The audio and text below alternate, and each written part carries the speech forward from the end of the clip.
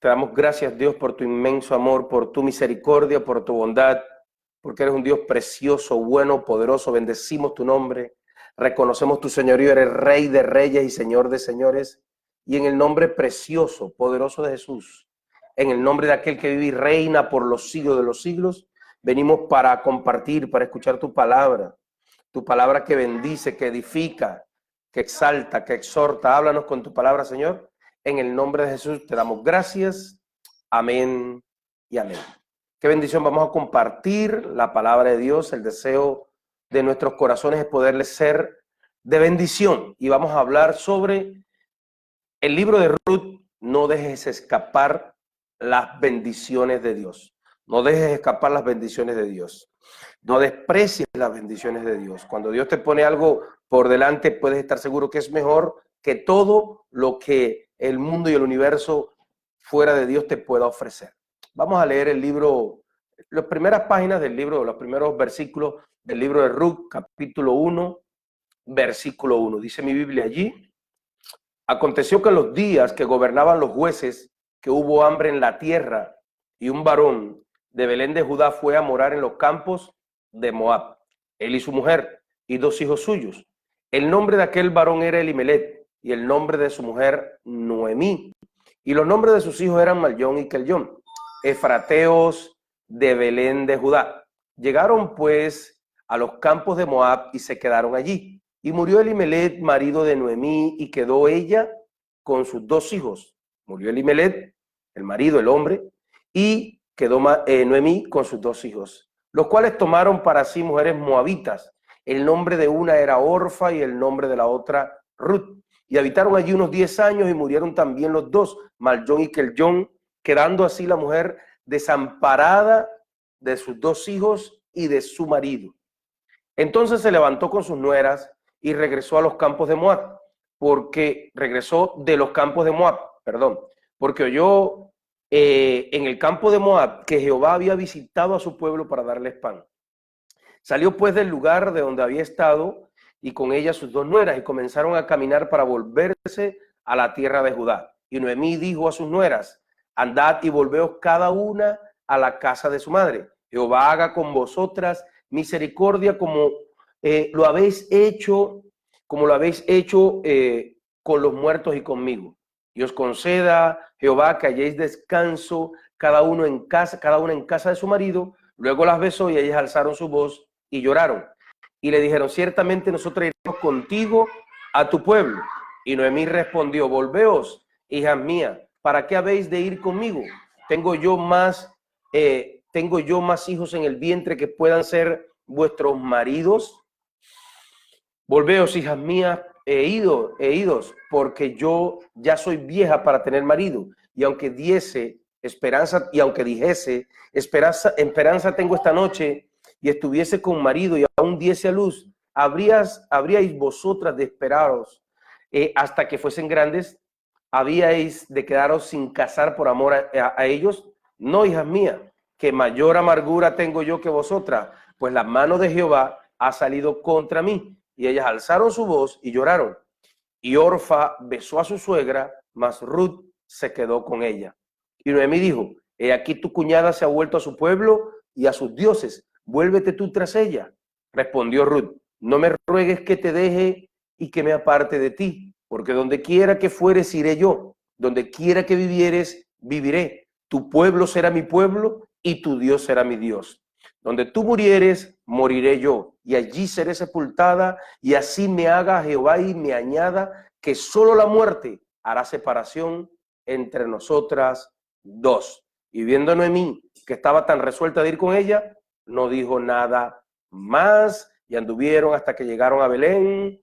Y aconteció que cuando llegaron, toda la ciudad se conmovió por causa de ellas y decía: ¿no es esta Noemí? Y ella respondía: no me llaméis Noemí, sino llamadme Mara, porque en grande amargura me ha puesto el Todopoderoso.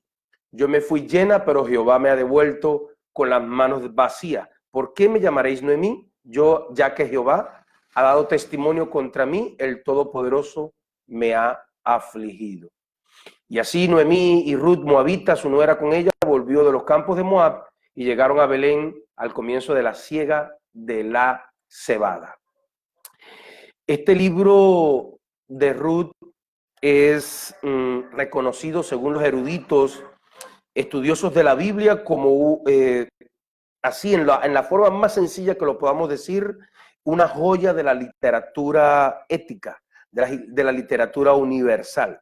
Según estudiosos de la Biblia, Ruth, el libro de Ruth es una joya de la literatura bíblica y se desarrolla en una época convulsa y violenta. El libro de esta historia se desarrolla en una época convulsa, violenta, la época de los caudillos, una época de desolación, la época de los jueces. Pero esta historia resulta de un contraste tremendo porque resulta un delicioso canto a la paz, a la serenidad, es un oasis mental de tranquilidad en medio de un ambiente de violencia, desolación. Vienen unas cascadas de enseñanzas espirituales a torrentes sobre uno y se desarrolla, aunque el ambiente de esa época en Israel era violento y estaban en juicios. Esta historia es contada a través de personajes sencillos, campesinos, un ambiente campesino, es un ungüento, un bálsamo de amor, de esperanza al corazón. Y por la historia de Ruth, sabemos que es un anticipo a la predicación cristiana, porque Ruth no era del pueblo de Israel, no era del pueblo de Dios. Sin embargo, tuvo uno de los más altos privilegios de esa época y luego los vamos a ver. Bueno, como dije, un ambiente violento y este libro es un remanso de paz en medio de ese ambiente violento. Yo lo comparo a lo que llamamos en Cuba el ojo de un huracán. No sé si usted alguna vez ha experimentado un huracán, pero nosotros sí. En Cuba experimentamos varias veces huracanes y precisamente esta obra evoca ese recuerdo en mí. Un huracán y el ojo del huracán. Pues cuando comienza un huracán, vienen los vientos, las rachas de viento entre 200 y 300 kilómetros por hora, y se lleva los techos de las casas, las pencas vuelan, los árboles son arrancados. El último huracán que pasó por Cuba, parecían las calles después que pasó el huracán que había habido una guerra, todos los árboles arrancados, y eso dijeron las autoridades en Cuba, que era como si hubiera habido una guerra. ¿Y qué pasa? Cuando comienza el huracán, empiezan las lluvias 1 o 2 días antes. Luego, cuando llega ya el huracán, imagínenselo como un disco parecido al de un CD, pero enorme, de muchos kilómetros, 30, 40 o más kilómetros. Y primero empiezan esos vientos violentos que arrasan y acaban con todo, y excesivas lluvias. Pero cuando el huracán va pasando, si a usted le toca quedar dentro del ojo del huracán, por el centro donde pasa, de momento, a mitad de huracán, se tranquiliza todo. Deja de llover, si acaso algunas lloviznas, deja de haber vientos, incluso hasta sale el sol. Pero no se confíe, está en el ojo del huracán. Luego de unas horas empieza todo lo que había experimentado, pero sentido inverso. Y esto es lo que evoca esta obra sencilla, tranquila, en un ambiente campesino, en medio de una época convulsa y violenta como la época de Jueces. Y la vamos a analizar para ver cómo no perder, cómo no dejar escapar las bendiciones de Dios, pero versículo por versículo. Dice el 1:1, y aconteció en los días que gobernaban los jueces que hubo hambre en la tierra, y un varón de Belén de Judá fue a morar en los campos de Moab, él y su mujer y 2 hijos suyos. Como una persona buscando bienestar, mejoría económica, prosperidad, atrae a su familia maldición. Leímos desde el principio, aconteció en los días que gobernaban los jueces. ¿Qué sucedió en esta historia? ¿Qué fue lo que acabamos de leer? En la época que gobernaban los jueces, convulsa y violenta, dice literalmente, pues, En el libro de Jueces, si usted lo lee, literalmente dice, todo el mundo hacía lo que le parecía. Había asesinato, había violencia, corrupción, idolatría y guerra con los vecinos, y era una época realmente muy violenta. Y en esa época en la que gobernaban los jueces, que todo el mundo hacía lo que le parecía, leímos ahí, un hambre en la tierra. Hubo hambre en la tierra. ¿Qué pasó? Llegó un tiempo de adversidad. Es muy normal que después que una tierra es violenta, desobediente a Dios, que una tierra se olvida de Dios, que un país, una nación, un planeta se olvida de Dios, y hay corrupción, hay abuso, hay injusticia, hay idolatría. Es normal que venga un tiempo de adversidad, y esta vez vino la adversidad no en forma de pandemia o de terremoto o huracán o volcán, no, vino en forma de hambre, vino en forma de escasez, y hubo hambre en la tierra. Todos los seres humanos, incluyendo los buenos creyentes, los buenos cristianos, tienen que saber que algún momento van a pasar por tiempos de adversidad. Y más aún si en sus vidas, como en el ambiente que les rodea, hay injusticias, violencias, lengua maligna, y como dice que había en el libro de los Jueces. ¿Y qué nos cuenta que pasó en esa época de adversidad? Bueno, un varón de Belén de Judá fue a morar a los campos de Moab. ¿A quién le pasó esto? A un varón de Belén de Judá. Creo yo que la autoridad por Dios fue dada al hombre. Por lo tanto, las decisiones de cada hombre van a influir en su familia, positivo o negativamente, a la corta o a la larga, de una manera amplificada. Hoy han surgido nuevas figuras de autoridad, tal como la madre soltera, la divorciada, la rejuntada con hijos, la rejuntada sin hijos, dos mujeres juntas. Eso es un desastre lo que la sociedad ha creado, ¿sí? Y por eso es más difícil este análisis. Pero queda claro, esto sí queda claro, que en nuestras decisiones personales, hay gente que dice, no, yo, es mi dinero. Hay personas que fuman y dicen, es mi dinero, me lo gano yo, pero no sabe que esas decisiones personales, igual lo que hace con su dinero en el trago, en la cantina, o como creyente, si voy a ser de los que aportan o no, todo lo que usted decida en su vida personal, sobre todo en lo que somos cabezas de familia o que tenemos personas a cargo, todas nuestras decisiones, hasta lo que hables, van a afectar a tu familia, aunque lo hagas antes de comenzar la familia, a los 15 años, a los 12 años, desde que empiezas a tener responsabilidad, todo lo que hagas, todas las decisiones van a afectar a tu familia futura, a nuestros hijos, a nuestra descendencia en general. ¿Y qué pasó en esa adversidad? Bueno, en esa adversidad, este varón de Belén de Judá se fue a los campos de Moab. Belén de Judá, ¿qué significa Belén? Belén significa, a amplio modo, casa de pan.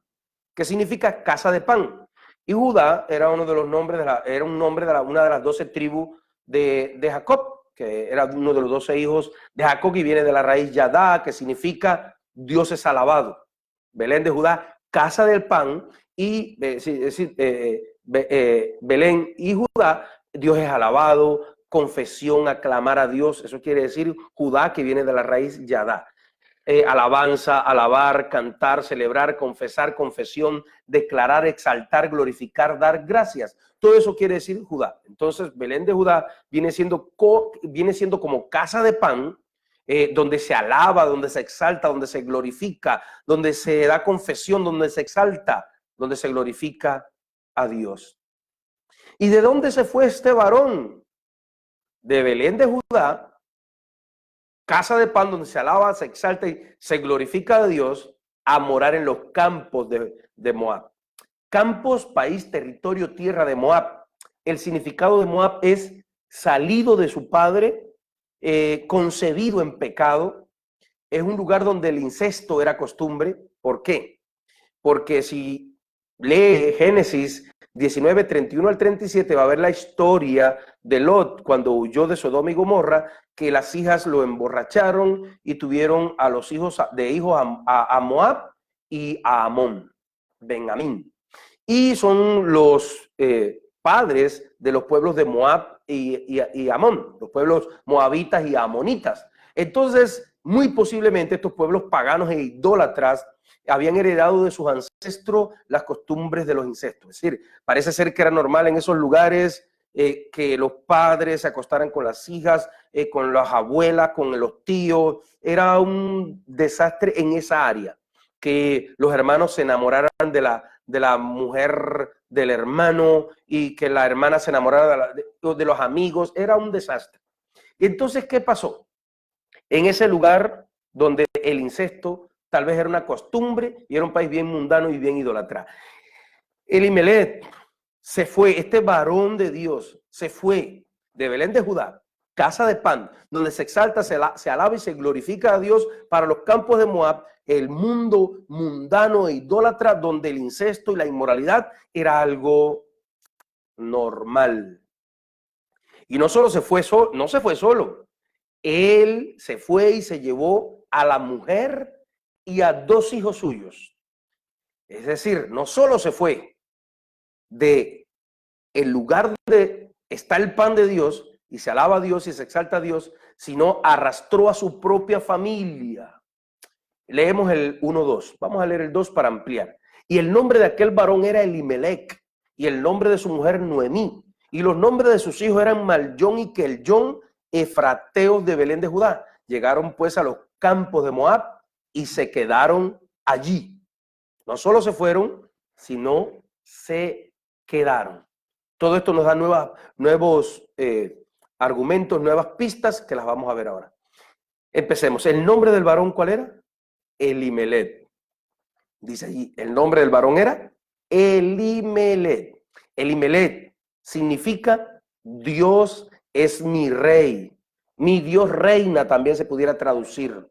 Si recuerdan la cruz, Jesús dijo Elí, Elí, lema sabactini, y entonces Elimelech comienza con esa palabra, Elí, que quiere decir mi Dios, y Melech es una forma de decir rey. Entonces, Elimelech, mi Dios reina, o Dios es mi rey.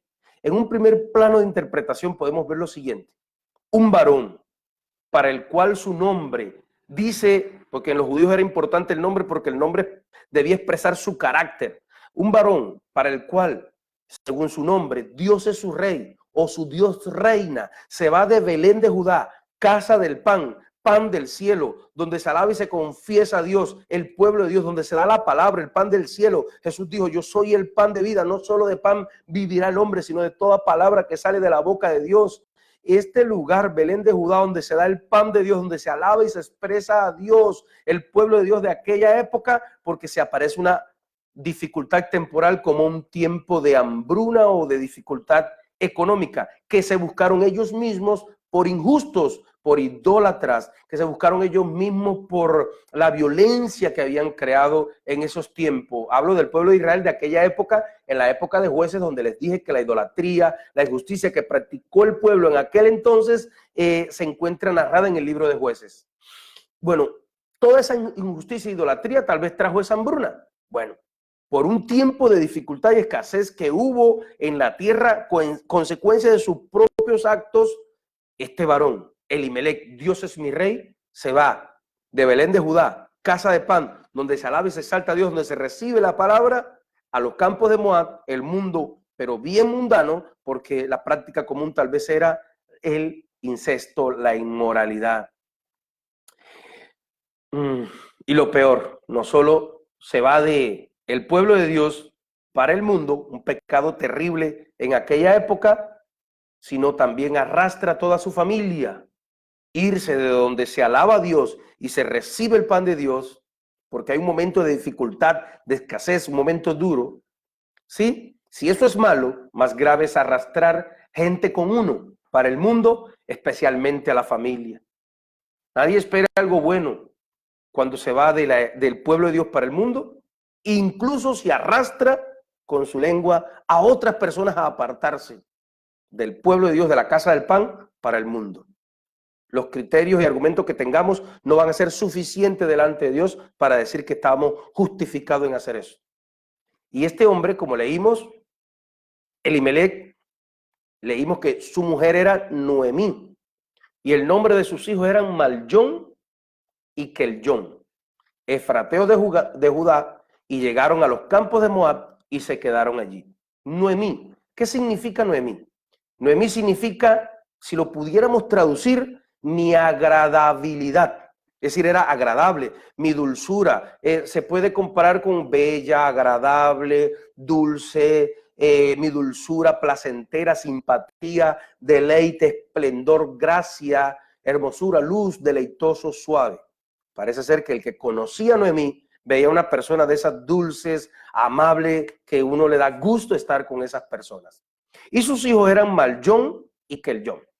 Maljón, disculpe la traducción si no es la más correcta, quiere decir enfermo, enfermizo, gastado, desgastado, débil, enfermo, afligido, afligirse, enfermarse, angustiar, anhelar, caer, debilitar, débil, doloroso, enfermar, enflaquecer, herir, incurable, suplicar.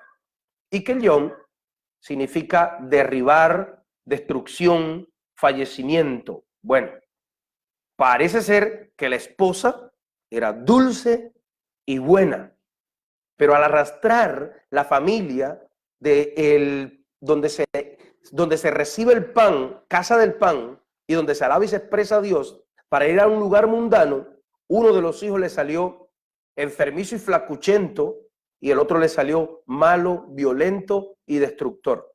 En Cuba dirían mala cabeza, en colombiano dirían ñero, algo así como de pandillas o algo así, demás y demás. Y dice que llegaron a los campos de Moab y se quedaron allí. Se quedaron allí. Y aunque la esposa, sí, esposo o el hermano de sangre y de fe, que se ha arrastrado al mundo, sea una dulzura como Noemí, termina sufriendo y llorando. Y aunque sus hijos estén débiles de salud, de ánimo o espiritualmente, o sean altaneros y destructivos, están en peligro de morir, no solo físicamente, en el mundo físico, sino espiritualmente es muy seguro. Pues también terminan apartados de la fe.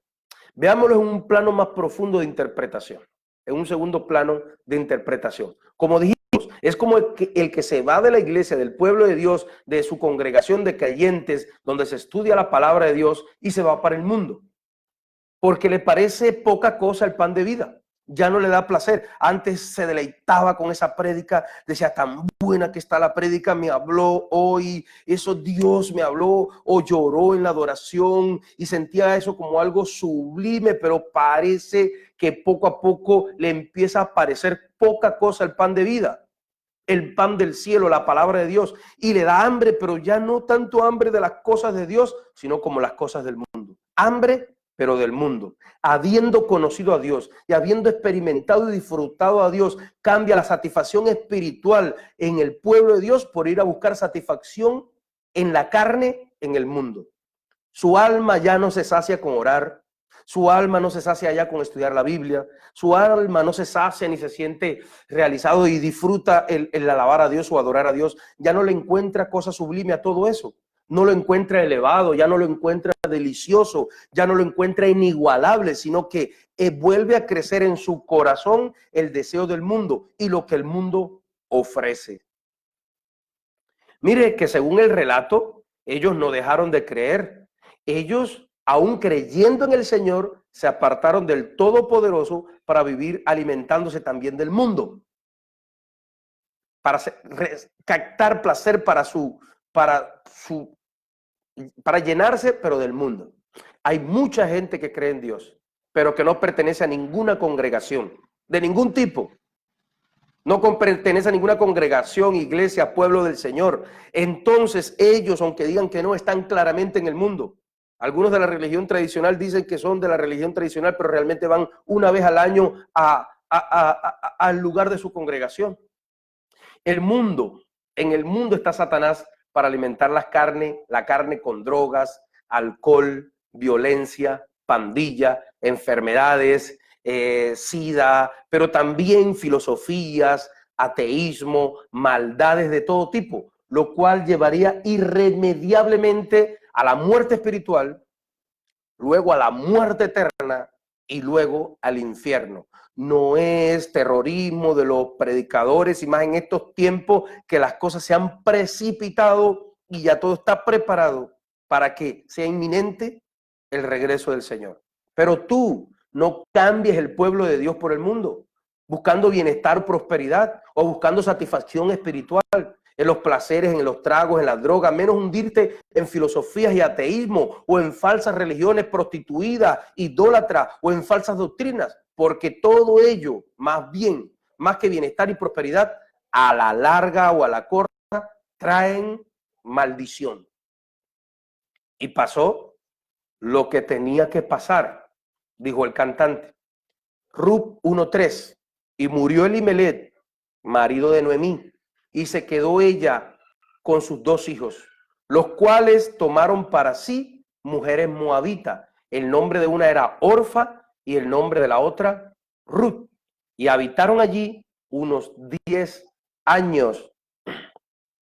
Según las costumbres judías, las esposas de los hijos eran escogidas por sus padres, claro, con el consentimiento también de ellos en muchos de los casos.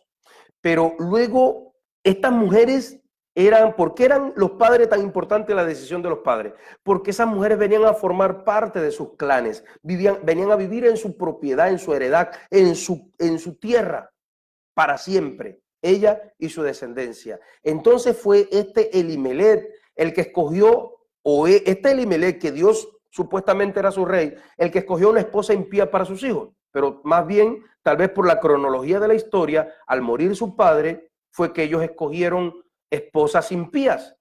Ellos tuvieron que escoger en el medio al cual el padre los llevó, en los campos de Moab. Si él nunca se hubiera mudado del pueblo de Dios, de Belén de Judá, tal vez ellos no hubieran crecido ni débil o enfermizo espiritualmente, ni violento espiritualmente, y tal vez allá hubieran crecido como hombrecitos de Dios y hubieran escogido esposas no moabitas o impías, sino creyentes. Según hoy, eso es normal. Los hijos escogen cualquier petardo que se encuentren por ahí.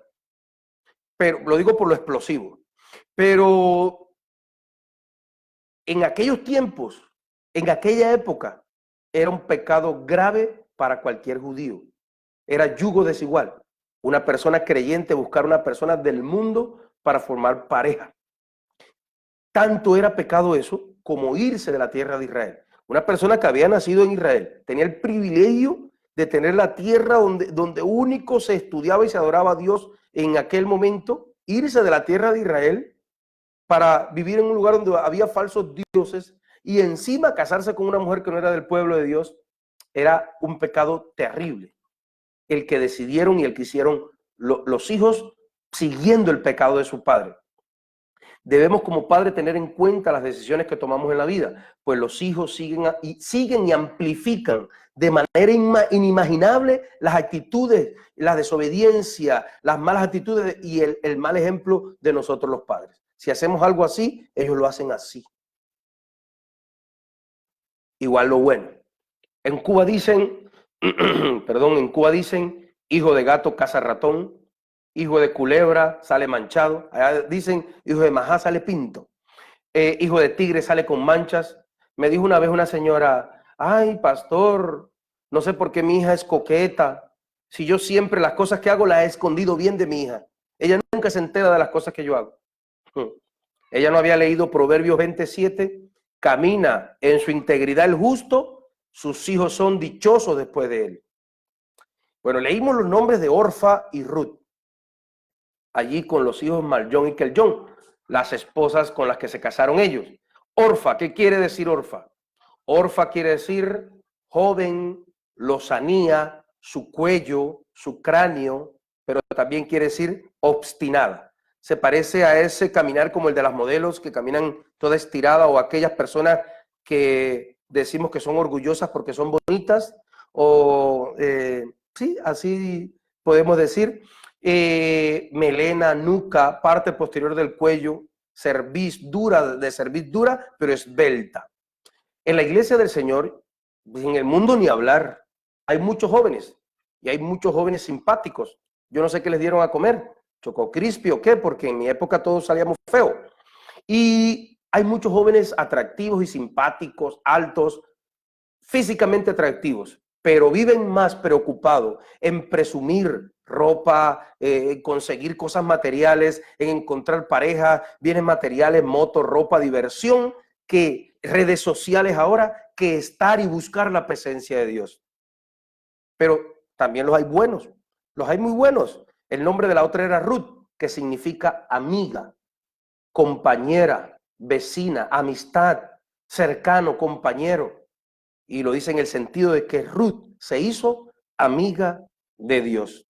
Siempre hay un grupo, un remanente de jóvenes que desprecian el mundo por una bendición, por la bendición y la presencia y la cercanía de Dios. Esos que quieren servirle a Dios, que cometen errores, pero se levantan, pero están ahí, quieren buscar, desprecian el mundo por las bendiciones de Dios.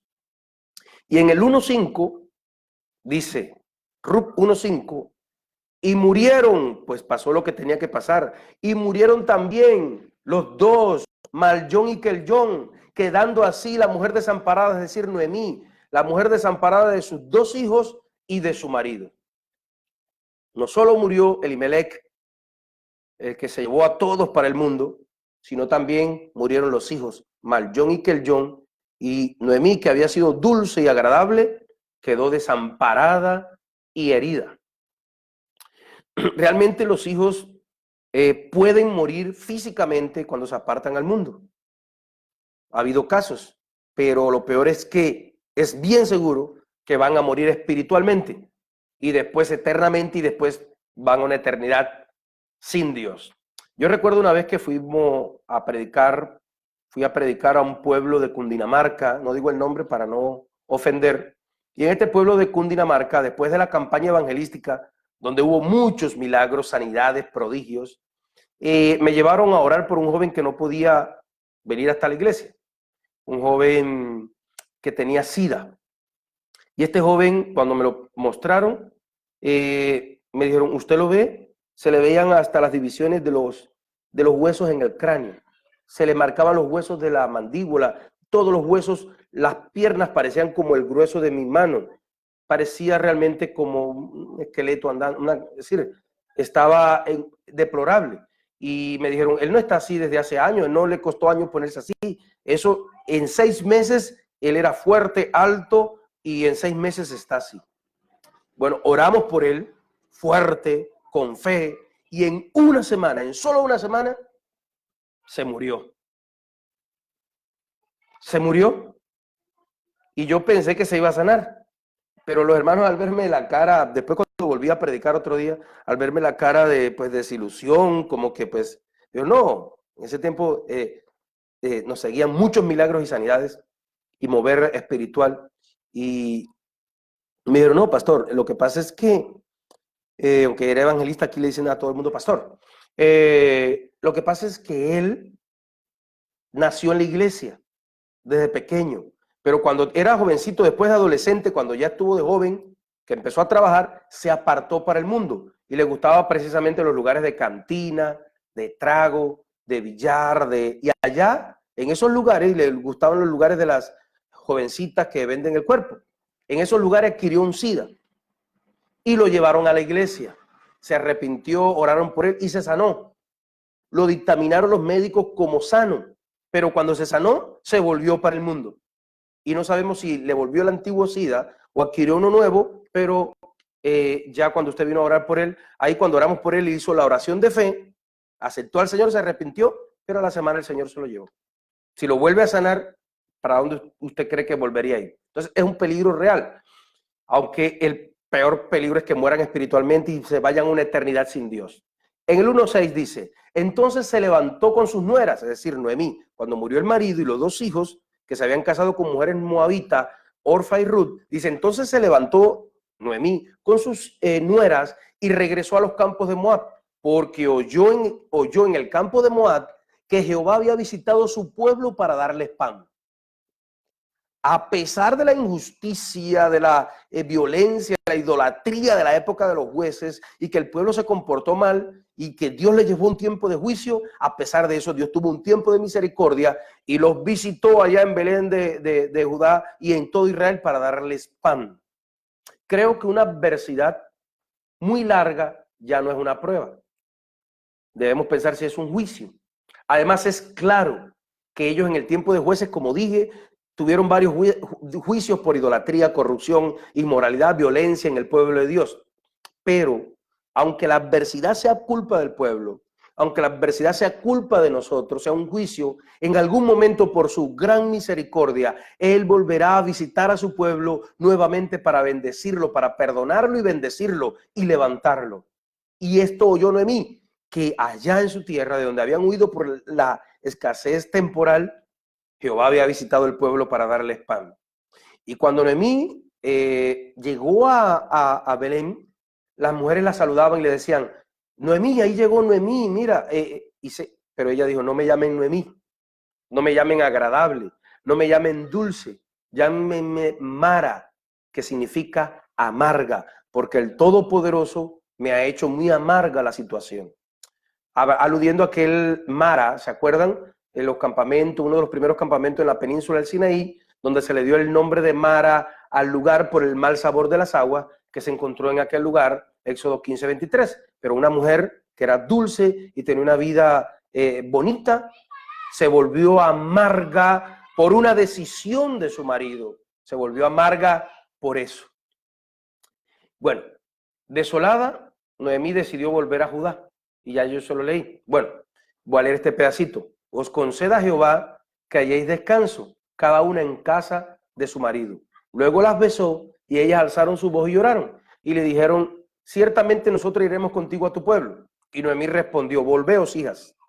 ¿Para qué habéis de ir conmigo? ¿Tengo yo más hijos en el vientre que puedan ser vuestros maridos? Volveos, hijas, e idos, porque yo soy vieja para tener marido. Y aunque dijese, esperanza tengo, que esta noche tuviera marido y aún diese a luz, ¿habéis vosotras de esperarlo? Bueno, estamos hablando de la ley del levirato, de esa ley que para que no quedara sin descendencia el hombre, el familiar cercano tenía que redimir y darle descendencia. Pero oiga lo que pasó aquí en el 1:14. Y ellas alzaron otra vez su voz y lloraron.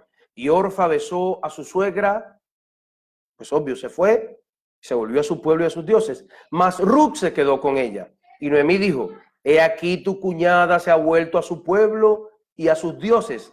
Vuélvete tú tras ella. Y respondió Ruth, no me ruegues que te deje y que me aparte de ti, porque donde quiera que tú fueres iré yo, y donde quiera que vivieres viviré, y tu pueblo será mi pueblo, y tu Dios será mi Dios. Donde tú murieres, moriré yo, y allí seré sepultada, y así me haga Jehová, y aún me añada que solo la muerte hará separación entre nosotras.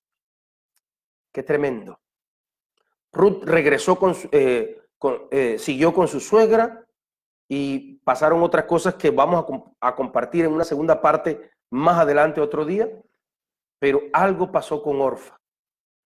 Noemí le dijo, tu cuñada se ha vuelto, lo dijo claramente, ahí en el 1:15 que leímos, se ha vuelto a su pueblo y a sus dioses, vuélvete tú tras ella. Orfa representa aquella mujer o hombre o alma que se le ofrece la gracia, pero la rechaza y vuelve a hundirse en la condenación. Personas que han tenido un contacto con la fe, pero después la desprecian por algo en el mundo. Había tenido un contacto íntimo con la gracia.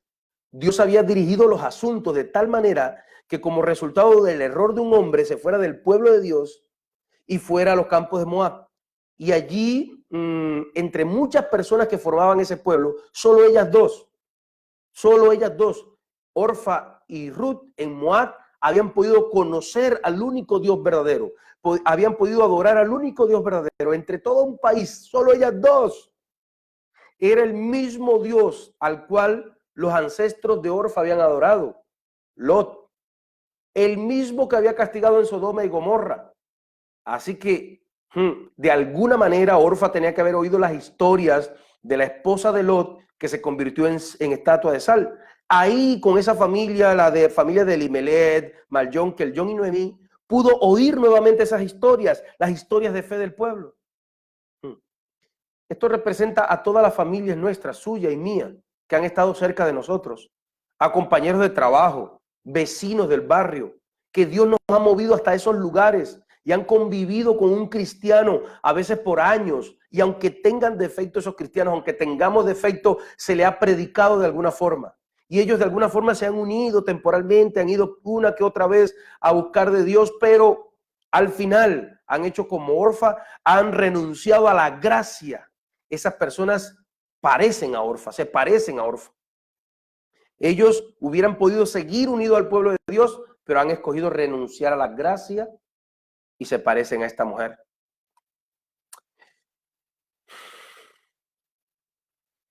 Además, es como si le hubieran mandado un misionero, se convirtió por un tiempo, se casó con uno de ellos, pero después se apartó.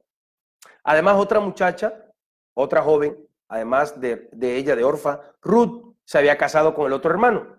Y esto nos ilustra a otra mujer, una mujer extraña a la fe, que se deja vencer por la fe cuando se pone en contacto con ella, se deja ganar, se deja absorber por la fe del único Dios verdadero, a pesar de las ventajas, es decir, que le ofrecía regresarse al mundo.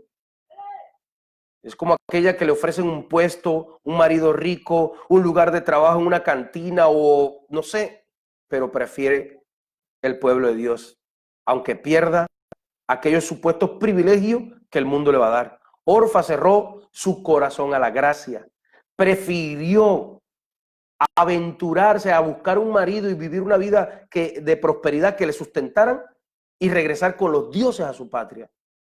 No es probable que cuando una mujer casada se opusiera de modo abierto al Señor, no es probable que ella se hubiera opuesto mientras estaba casada con Maljón y Keljón y que su suegro y su suegra estaban ahí, que ella se opusiera a la fe. Ella iba a la mesa, se sentaba, partían el pan, celebraban sus días de reposo, oía las historias, y ella no, ella hasta le gustaba. Podía inferirse que durante años ella, al entrar en la familia, había formalmente por lo menos aceptado el culto a Jehová, pero se trataba de una conversión que no era profunda, era pura fórmula, no era profunda en el corazón. Para ella el casamiento había sido más importante que el buscar de Dios.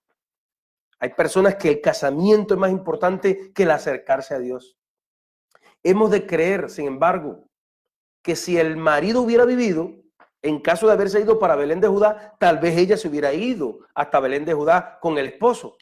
Es probable que ella hubiera continuado con la nueva religión que adoptó en su país y hubiera engrosado el número de feligreses de la religión de su momento. Hubiera ido al templo y allí se hubiera inclinado, hubiera hecho todo lo que hubiera que hacer y hubiera engrosado la religión de creyentes aparentes. Así están hoy llenos los lugares de fe, de creyentes aparentes que engrosan, hacen bulto, pero que no tienen una conversión verdadera, profunda en el corazón, y que en la menor prueba, en la menor dificultad, como dice la parábola del sembrador, se apartan. Por lo que se refiere a ella, sin embargo, al Dios permitir que su esposo falleciera, ella se vio sometida a una prueba de sinceridad, de su conversión.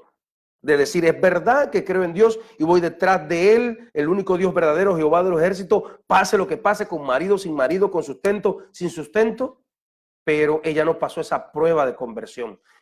Noemí era el agente de esa prueba y no hace presión, solo la pone a escoger. Antes le dice que se regrese, pero claro que Noemí hubiera querido que la hubiera seguido y no se hubiera perdido su alma. Ella hubiera querido que la siguiera, pero no hizo presión. Orfa podía haber seguido a Belén si se hubiera convertido sinceramente, pero Orfa falló esta prueba. Orfa sopesó, altiva, bonita, como sea, sopesó la perspectiva de seguir a una viuda pobre y sin hijos y vivir como pobre. Ah, sí, allá está el único Dios verdadero, pero allá voy a vivir como pobre. Que siendo bonita todavía, regresar a Moab, allá estaban los suyos y sus dioses, y podía, siendo bonita, allá como era una inmoralidad, poder aspirar a un buen candidato que la pudiera sustentar. Y se despidió de un beso, con un beso de despedida de Noemí, y al mismo tiempo que se despidió de Noemí con un beso, al mismo tiempo se despidió del amor de Dios para siempre, parecido al beso de Judá. Ruth y Orfa se separaron, las dos mujeres moabitas.